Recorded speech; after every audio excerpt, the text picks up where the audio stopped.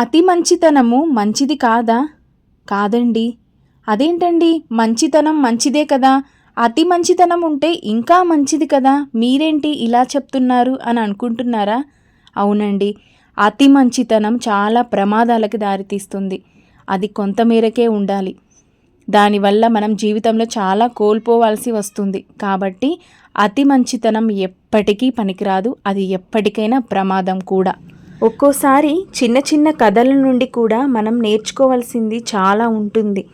ఆ చిన్న సారాంశమే మన జీవితానికి అన్వయించుకుంటే బాగుంటుంది అని అనిపిస్తుంది.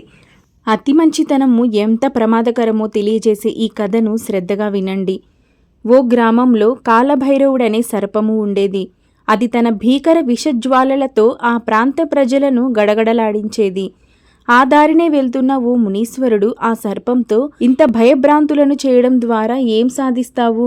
నెమ్మదితనము, జాలి, కరుణ, ధర్మబద్ధమైన జీవితమే పరమేశ్వరుని కృపకు దగ్గర దారి చూపిస్తుంది అని చెప్పాడు.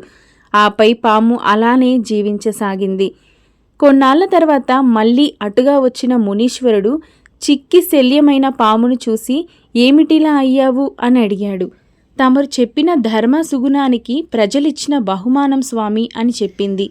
నన్ను చూస్తేనే ఆమడ దూరం పారిపోయే ప్రజలు రాళ్లతోనూ కర్రలతోనూ కొట్టి ఆనందిస్తున్నారు అని చెప్పింది.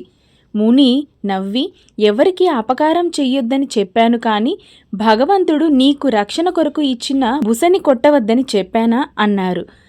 కానీ మనసులో మంచితనం ఉండడం వేరు, ఆ మంచితనాన్ని చేతకానితనంగా భావిస్తే బుస కొట్టడం అనగా కనులెర్ర చేయడం లాంటివి చేస్తేనే కొంతమంది కంట్రోల్లో ఉంటారు.